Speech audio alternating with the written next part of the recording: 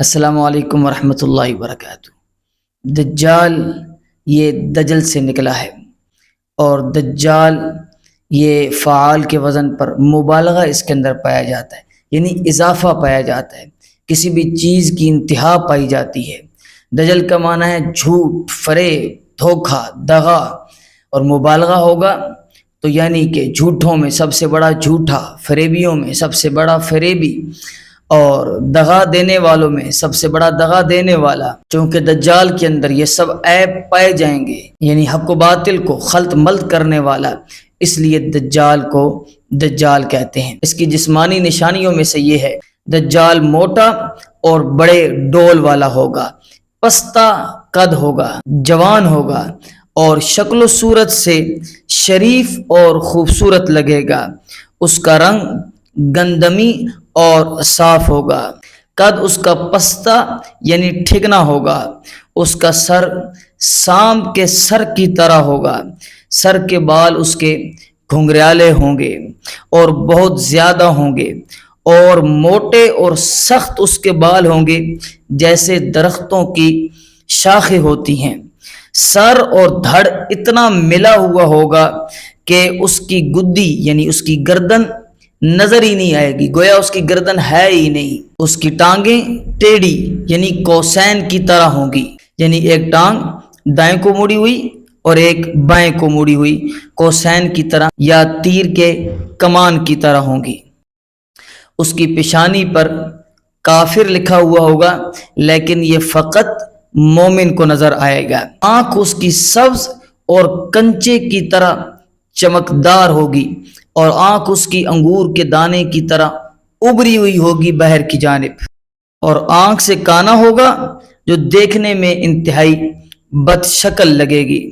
آنکھ پر سخت ناخنا ہوگا، دینی آنکھ پھولے ہوئے انگور کی طرح ہوگی اور کھڑی ہوگی، یعنی ابری ہوئی باہر ہوگی۔ اس کی دونوں کلائیوں پر بال بہت زیادہ ہوں گے، اور اس کی انگلیاں چھوٹی چھوٹی ہوں گی۔ یہ اس کی جسمانی علامات ہیں۔ دجال کا ظہور قیامت کی بڑی نشانیوں میں سے ایک ہے۔ حضرت امام مہدی کا ظہور ہوگا، وہ مسلمانوں کی قیادت کریں گے، یہودیوں سے بیت المقدس کا اور مقبوضہ علاقوں کا قبضہ چھینیں گے، اور سخت جنگ ہوگی جس پر دجال کو غصہ آئے گا، اور وہ غصے اور غضب کی حالت میں باہر نکلے گا کہ میں مسلمانوں سے بدلہ لوں۔ پھر حضرت عیسیٰ علیہ السلام کا نزول ہوگا جو دجال کو قتل کریں گے۔ انشاءاللہ ہم وقتاً فوقتاً ان تمام نشانیوں پر بات کریں گے۔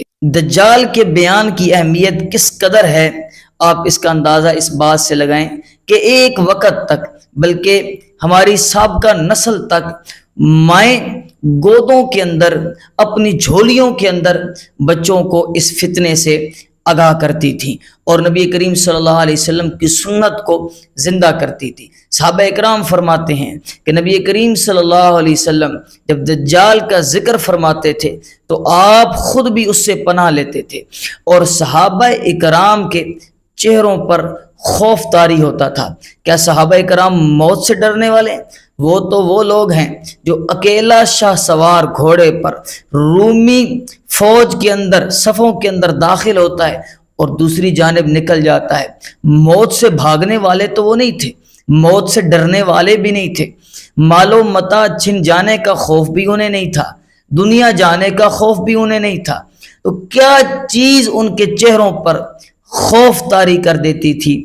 ان کے چہروں پر خوف طاری کر دینے والی چیز یہ تھی کہ دجال کا مکر و فریب، دجال کا دھوکہ اس قدر بھیانک اور اس قدر سخت ہوگا کہ خال خال اس سے بچا جائے گا۔ لیکن اب کی مائیں بچوں کو دجال کے فتنے سے آگاہ نہیں کر رہی۔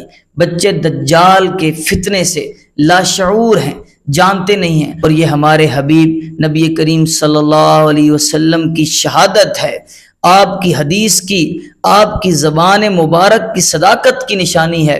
آپ نے فرمایا تھا دجال کا ظہور اس وقت تک نہیں ہوگا جب تک لوگ اس کا ذکر نہ چھوڑ دیں۔ جب لوگ اس کا ذکر کرنا چھوڑ دیں گے، جب لوگ اسے بھول جائیں گے، لوگ اس کی نشانیوں سے ناواقف ہوں گے تو پھر کیا ہوگا؟ دجال کا ظہور ہو جائے گا۔